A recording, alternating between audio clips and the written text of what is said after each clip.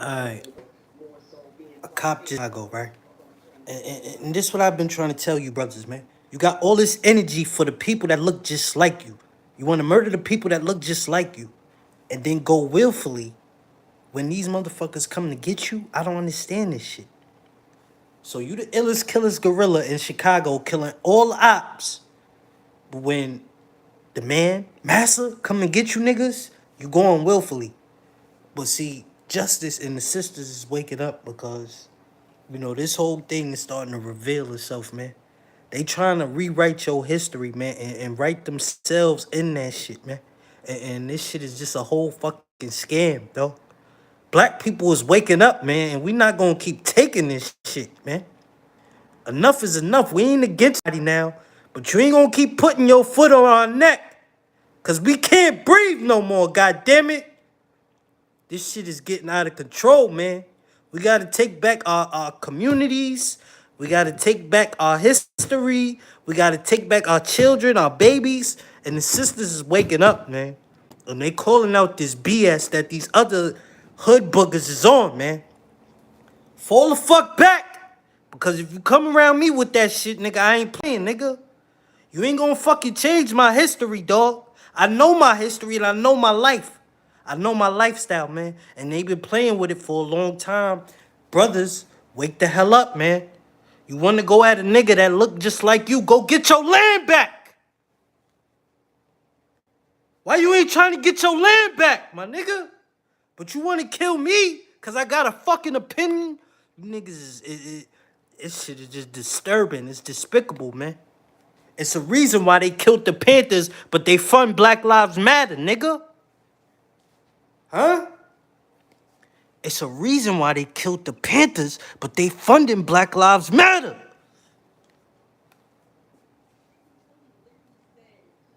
Transgender women were mental patients and chastise them on national television. I didn't hear a peep from T.S. Madison or the rest of the trans community. They just taking my land back, white people. But I'm gonna go back and wait for the next person. Thank you. Yeah, real talk. I agree with the last speaker. Yeah, I think a lot of us is the black community, us being the way we were mistreated and during civil rights and still to today, we've been treated wrong against, white people, white supremacy, racism, and we see other marginalized groups. So some of us feel like, oh, we got to stand up for them. But at the same time, we were, giving up our rights and allowing, all this debauchery to go on and just being okay with it. And if we speak out against it, now we're looked at as we're transphobic or homophobic, and which, the black community has never been historically. We always had homosexuals in our community and accepted them. James Baldwin, Billie Holiday, Langston Hughes, a lot of people, back in the day, and we never had any problems with that. So that's just trying to shame us into accepting all their rhetoric and allow it to go on in our community, which I just say to me personally, I don't mind being labeled as homophobic. I'm secure in myself. I know I'm not. I don't have any problem with anybody gay, lesbian, or trans. I never harm anybody based on their sexual orientation. And if they want to call me that, label me that because I agree with Jess Hilarious, then that's fine. But I've been called way worse in America, so that really don't bother me. And I'll yield my time. So I just want to respond to that. But that wasn't the way to go. What you did was you're about to cause a war. And you don't even have the ammunition to get everything under control. So my thing is I don't agree with that young person and the statements that they said. It is very much so delusional. I know for a fact I can't have no period. I have children by marriage, through marriage. I'm not talking to them about no period. What am I going to tell them? I don't know about it. So that's why they have their mother. It's all about respect, and this is just a fight that the young person just can't win, because what the young person was saying was all It was bullshit to me.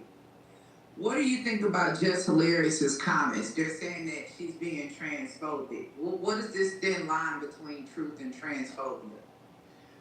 I think that it's been a back and forth with biological women being addressed as trans women, right? I think that they need to have a conversation because they both seem like they coming from a place which I don't understand either. I mean, like, I don't understand the madness. I think it's just very simple. I mean, a woman, that's her, you know, the biological woman, that's her journey. And I think that people need to lay off the conversation where you don't compare. You can't compete where you don't compare. We can't compete with a period. We don't have one. I'll give the floor. Check this out. And the math is going to be mathing, and it's real simple. There is no sense, well, no such rather, messed up with the sense, because none of it makes sense. There is no such as any type of phobia when it is. Now let me break this down real simple. Phobia, that's extreme fear of, okay? People are not seeing any of those and running out in the middle of the street on doggone Peachtree Street and get hit by a bus, okay? There's no such, all right? All it is verbal sensationalism. That's all it is. Either you got two X chromosomes or you have an X and a Y, that's the end of the story, end of the day. I don't give a damn what you think you see when you look at it, what you want to. If I had a Chrysler 300 and I put a Phantom grill on the front of it, yeah, it looked just like a Rolls Royce. No, nigga, it's a Chrysler 300. So it don't matter what is done. You're only going to be what you were designated to be when you came out the womb. All this other stuff is sensationalism. It's never going to make any sense. And due to the Biden administration and them supporting all this foolishness, that's why they're getting all of the attention that they're getting, okay? They need to realize heterosexual people like me that reproduce life with heterosexual women, we make them. They don't make us. You don't have two of them. You know, the only thing two sticks rubbing together can do is start a fire. It ain't gonna make a baby. Stop me when I lie. I ain't heard it. I'm just listening. I yield the floor. I put it like this, big bro. I got this question. There you go. That's what I'm saying. Like, Don't you think that women ask for this as far as the whole we can do anything that you can do? No, you can't put that on women. Women didn't ask for no doggone. Women didn't ask for baseball players to doggone be tight ends. Okay? Women didn't ask for that. Would you rather trans come out and be who they are rather than be locked up in society and fulfilling their fantasy of what we should be? Like, I'm a bit lost. Why is it so important to even come for trans women? Like, I know for me, I'm not in competition. I know my lane, and let's recognize this is not all. This is only some of the people that are coming out saying, you know, just trying to start a war. Why can't we just come to common ground and say we respect each other and let's try to work and communicate together. Let's figure this out together. I think the problem in the heterosexual community, the problem lie in the LGBTQ plus whatever community. They don't come out and say, oh, I'm this. They want to go to people and say they a woman and then later on down the line, when the person that they dealing with getting humiliated, that now, bro, you feel what I'm saying? That's kind of thing. If y'all, a woman that was born this way ain't sis. Feel what I'm saying? That's day one woman. You feel me? That's baby right there. And then I'm not saying nothing about the person, the person that's on the panel. You know what I'm saying? I'm not talking about you, but it's kind of the problem that a lot of our sisters running into. You know what I mean?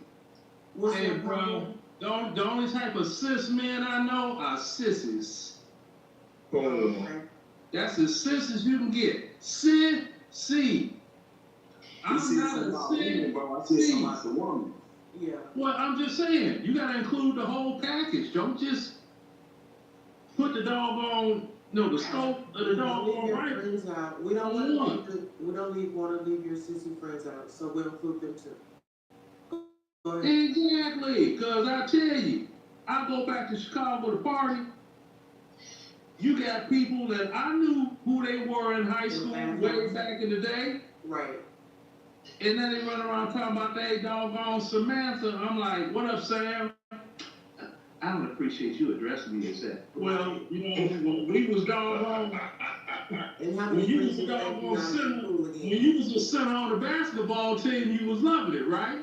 I'm not calling you something that you're not. Why, because I'm sitting here like this. We know you from back in the day. Right. There's like this lion-ass DJ that they got. I'm not even going to say their name. They lied their way into the house music DJ culture, living lies on lies on lies. And you're like, down. Thank you. I'm like, you should have stayed a dude, because you's an ugly, I almost said the B word. I'm sorry. I don't want to be disrespectful. It's bogan. Yeah. I'm like, nah, pimpin'. And see, with house music, the genre that a group of us from Chicago, heterosexual teenagers, doing something different from the steppers community, invented, got taken over, transformed, and invaded by the LGBTs. Okay? This the thing. They got a documentary where the LGBTQ community is still out there. They got a whole down low documentary about Illinois now, Chicago specifically. I know. Now check this out. They say house music started in the gay and Latino clubs in Chicago. Okay. Name the gay Latino club and the gay Latino DJ. Ain't nobody named it yet because it never existed. It's sensationalism. All they're trying to do is extract from what other people did and make themselves appear to be special. And you're not. They got this thing in Atlanta, the indigenous house, something or another. They be at Piedmont Park. It's one big old sword fighting contest with a bunch of swashbucklers. I'm like, what time it start? What the hell is what? Swashbuckler, swordsman, pirates, I made. Sword fighting. What time to start, OG? What you mean what time to start? They done had it already. Oh, okay. The leader they pack, I'm sitting there like, dude, you from St. Louis, Missouri. You don't know jack about house music. If you in my age group, 60, you're not from New York or Chicago or Detroit, don't even talk about house music, all right? Because it started in Chicago, moved up to Detroit when it became techno, and then New York caught on, and it went worldwide. So, nah. I'm like, we are the ones, me, Leonard Roy, and a bunch of other young DJs that were 18, 19, just like when they started hip-hop, Kool Herc, and the rest of them did it in New York. That's what we did as a house music.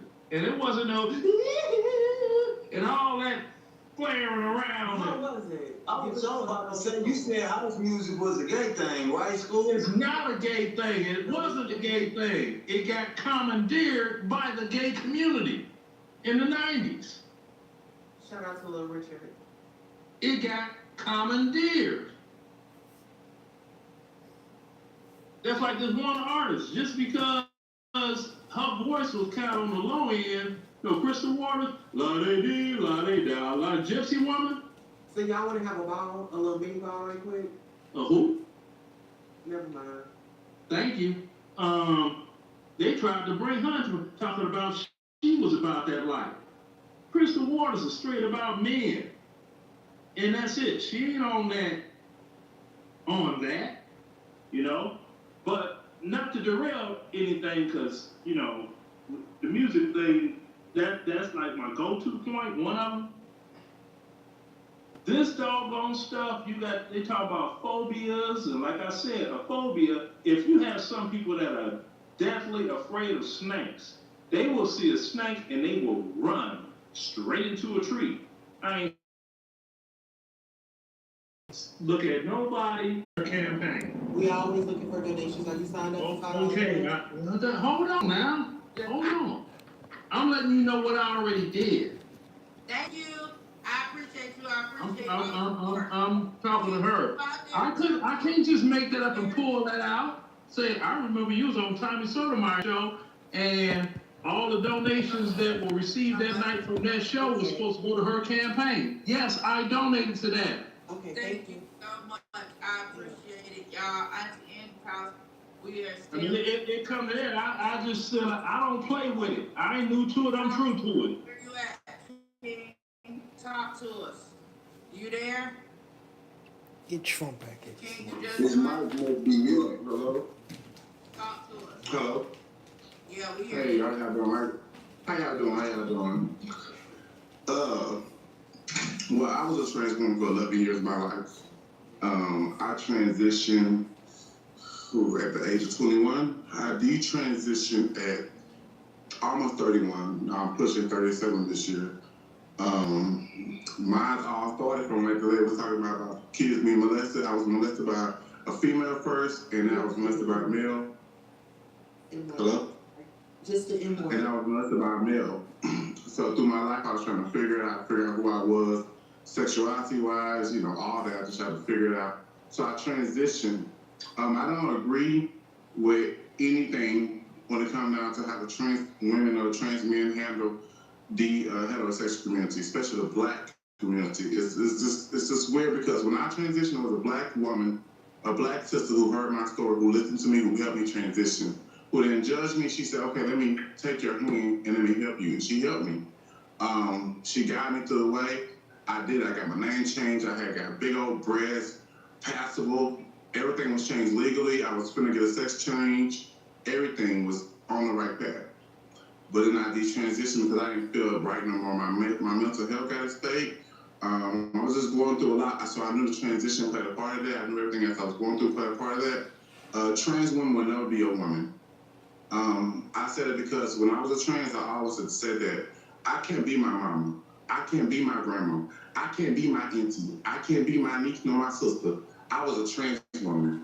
Well, I was a Black trans woman. When I walked in the streets, I represent Black trans women. I didn't represent women because I didn't understand no woman's story. All I understood was a trans woman journey, not no woman journey. And a lot of trans women need to understand that. We can't take women's journeys. You know, that's stuff that trans women have struggled with, especially Black trans women, all trying to take a woman's journey. You can't take that woman's journey. That's like a slap in your mama's face. So I'm gonna slap my mama because I choose to live my life the way I choose and disrespect her because society and then the government want me to disrespect my mama? Oh, nah, we ain't gonna do that. You know, so there's a lot that needs to be addressed on both sides. I understand that trans women, I hear them. I hear the trans men, I hear it all. But T.S. Madison, see, T.S. Madison is another one that became too much for Hollywood because before T.S. Madison and I agree with children transitioning at all. There's many videos of T.S. Madison state that trans children should not even transition. But then when she became Hollywood, Dwayne Wade child became this big old advocate for her. All children should transition. No, children need to be children. They don't need to be taught anything about anything sexual about no man, no woman, no birds and no bees. Let these kids be kids. Let them enjoy themselves. Let no drag shows. I didn't go to drag shows as no child. I wasn't worried about none of that stuff. I was worried about growing up. When I was molested, that's when my mind got twisted. Well, is it safe to say that you transitioned for all the wrong reasons? It wasn't because you were trans? No, I didn't transition for all the wrong reasons because at the end of the day, when I was started at 9 years old, I started wanting to cut my thing off. So at 9 years old, I already started feeling different. I felt different, but then I couldn't tell nobody at 9 years old. So I transitioned because at the point when I transitioned, I wanted to be a trans woman. So I never did transition for no wrong reason. I transitioned for my reason. Because of the molestation. It wasn't for the molestation. It wasn't because I still date women. It wasn't for the molestation. The molestation plays a part in a child's mind. You see what I'm saying? When the child gets touched and you get violated as a child, it starts messing with your mind as a child. No matter who you are as a child, you get touched, you getting disrespected. That starts messing with your mind as a child. You start growing up, your mind start wondering. Let me just ask you this, since we're in this moment. In that moment, were you able to tell an adult, and did you feel comfortable? Can we go in that space and you kind of take us there? No, of course, in our community, as soon as we say something, what is it? Disbelief, right? We're still trying to work on that. As soon as a child speak out, it's disbelief. But my story is deeper than that. If I would have spoke out, I would have ruined both sides of my family. Let's just say that. I'm gonna leave it as that. So as a child, what did I do when I ain't gonna have nobody? So when I started trying to commit suicide, it was a list of things that started transpiring through this situation. So when I became 21, I finally realized, okay, you know what? Okay, this is who I am. I have to accept these things. Let me start my transition, because this is something that I held in for so long and I never was able to tell nobody. Then I did it. I did it out the blue. I ain't talked to my mama, I ain't talked to my dad, I ain't talked to nobody.